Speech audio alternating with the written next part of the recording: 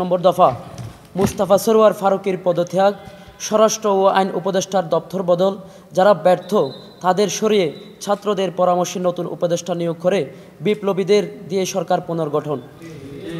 2 নম্বর দাবি জুলাই অভ্যুত্থানে গণহত্যাকারী সন্ত্রাসী সংগঠন হিসেবে আওয়ামী লীগ সহ সকল অঙ্গ সংগঠনকে নিষিদ্ধ করা এবং অপরাধীদের দ্রুত বিচারের মুখোমুখি করা।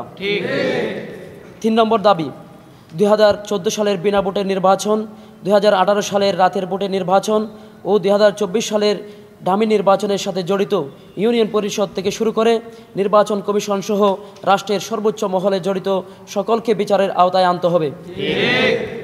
4 নম্বর দাবি জাতীয় নির্বাচনের আগে স্থানীয় সরকার আইন সংস্কার করে দ্রুত, অবাধ, সুষ্ঠু ও নিরপেক্ষ স্থানীয় নির্বাচন অনুষ্ঠানের মাধ্যমে দেশের ইতিহাসে সুষ্ঠু নির্বাচনের নজির স্থাপন করতে হবে। 5 নম্বর দাবি রাষ্ট্রের সর্বস্তরে এখনও বহাল তবিয়তে থাকা ফ্যাসিবাদের দূষর আমলাদের দ্রুত চিহ্নিত করে অপসারণ করতে হবে। 6 নম্বর দাবি 2012 সালে রামুতে, 2016 সালে নাসিরনগরে সহিংসতাসহ বিগত সরকারের সময়ে সংগঠিত সকল ঘটনার পুনঃতদন্ত করে প্রকৃত অপরাধীদের দ্রুত বিচারের আওতায় আনা। 7 নম্বর দাবি সীমান্তে গরু ও মাদকসহ সকল ধরনের চোরা কারবার বন্ধ ও সীমান্তে নিরাপত্তা ব্যবস্থা জোরদার করা। সরকারের প্রতি আমাদের জোর দাবি আগামী 48 ঘন্টার মধ্যে দাবি মেনে যথাযথ ব্যবস্থা গ্রহণ করতে হবে, অন্যথায় সর্বস্তরে ছাত্র জনতা রাজপথে কঠোর কর্মসূচি দিতে বাধ্য হবে। ইনকিলাব জিন্দাবাদ, বৈষম্য বিরোধী ছাত্র আন্দোলন, রামু উপজেলা, কক্সবাজার। দাবির প্রথম দাবিতে দফাতে আমরা যেটা উল্লেখ করেছি মুস্তাফা সরোয়ার ফারুকী স্বরাষ্ট্র এবং আইন উপদেষ্টার দপ্তর বদল, আমরা ফারুকের পদত্যাগ চেয়েছি এবং শ্রদ্ধেয় আমাদের সবার প্রিয় এবং সম্মানিত ডক্টর আসিফ নজরুল স্যার আছেন আইন উপদেষ্টা হিসেবে, কিন্তু আমরা বেশ কিছু ঘটনা নিয়ে ওনার প্রতি যে আস্থা এবং ওনাদের প্রতি একটা যে বিশ্বাস ছিল ওটাতে ছেদ লেগেছে। কেননা আমরা যে মুজিববাদকে, মুজিব পূজাকে বাংলাদেশ থেকে এই মুজিব পূজার যে ফেসিবাদ এটাকে উৎপাটন করতে চাই, আমরা দেখতে পেয়েছি আমাদের এই শ্রদ্ধেয় ডক্টর আসিফ নজরুল স্যার বিগত বিভিন্ন সময়ে উনি মুজিব অনুসারী অথবা মুজিববাদের সাথে সংশ্লিষ্ট ছিলেন। এটা আমরা স্পষ্টভাবে বলে দিতে চাই, ডক্টর আসিফ নজরুল স্যার আমাদের সম্মানের জায়গায় আছেন এবং থাকবেন, কিন্তু আইন উপদেষ্টা হিসেবে আসলে বেশ কিছু প্রশ্নের জায়গা তৈরি করে দিয়েছে।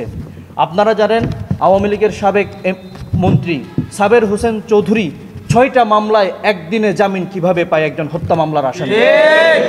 এটা নিয়ে খুব বড় একটা প্রশ্নের জায়গা তৈরি হয়েছে, এটার উনি সদুত্তর এখনও দিতে পারেননি। এমনি করে আপনারা এক স্বৈরাচার ফেসিবাদের দোসর একজন সাংবাদিক মুন্নি সাহার নাম শুনেছেন, সে হত্যা মামলার আসামি, সে থানা থেকে কিভাবে ছাড়া পেয়ে যায়? গত কয়েকদিন আগে কক্সবাজার জেলার একজন মহিলা আওয়ামী লীগের নেত্রী কাবেরী, তাকে কোর্টে হাজির না করে জেল হাজতে প্রেরণ করা হয়েছে। একটা আসামিকে অবশ্যই কোর্টে প্রেরণ করতে হবে, কোর্টে হাজির করতে হবে, তারপর হচ্ছে সে কোথায় যাবে, জামিনে যাবে না জেল হাজতে যাবে সেটা সিদ্ধান্ত হবে। কিন্তু কার ইশারায় রাতের আধারে থানা থেকে তাকে জেল হাজতে প্রেরণ করা হয়েছে? সুতরাং ডক্টর আসিফ নজরুল স্যার সহ আমরা আরেকজন শ্রদ্ধেয় উপদেষ্টা, স্বরাষ্ট্র উপদেষ্টা হিসেবে যিনি দায়িত্ব পালন করছেন তারও দপ্তর বদল চেয়েছি। আমরা ওনাদেরকে সম্মান করি, সম্মানের সহিত ওনারা এমন কাউকে ওখানে বসাক যারা আসলেই তাদের স্পৃহা নিয়ে 24-এর স্পিরিটকে ধারণ করে স্বরাষ্ট্র দপ্তরকে পরিচালনা করবেন। আমরা এখনও পর্যন্ত দেখতে পাচ্ছি সন্ত্রাসী যারা আন্দোলনে গুলি করেছিল, বাধা দিয়েছিল আওয়ামী লীগের সন্ত্রাসীরা এখনও দর্পপরে ঘুরে বেড়াচ্ছে। স্বরাষ্ট্রমন্ত্রী এর দ্বারা বোঝা যায় আপনি তাদেরকে মোকাবেলা করতে ব্যর্থ হয়েছেন। আমরা চাচ্ছি কি বাংলাদেশ থেকে মুজিববাদকে মূলোৎপাটন করা। ঠিক আছে, আমরা যেই মুজিব পূজা পরিণত হয়েছিল বাংলাদেশে, আমরা দেখতে পেয়েছি এই মুস্তাফা সরোয়ার ফারুকী আন্দোলনের পরেও মুজিবকে নিয়ে মায়া কান্না করেছেন। সুতরাং এই ধরনের যদি কেউ উপদেষ্টা পরিষদে থাকেন, আমাদের যথেষ্ট সন্দেহ আছে আমরা আমাদের যে 24-এর যে স্পিরিট এটা বাংলাদেশে সফল করতে আমরা বাধাগ্রস্ত হব। আমরা আমাদের দাবির মধ্যে সরকারকে 48 ঘন্টার একটা টাইম বেঁধে দিয়েছি। এই 48 ঘন্টার মধ্যে যদি সরকার আমাদের দাবির প্রতি কর্ণপাত না করে অথবা দাবিগুলো আদায় না করেন তাহলে আমরা রাজপথে নামার ঘোষণা দিচ্ছি।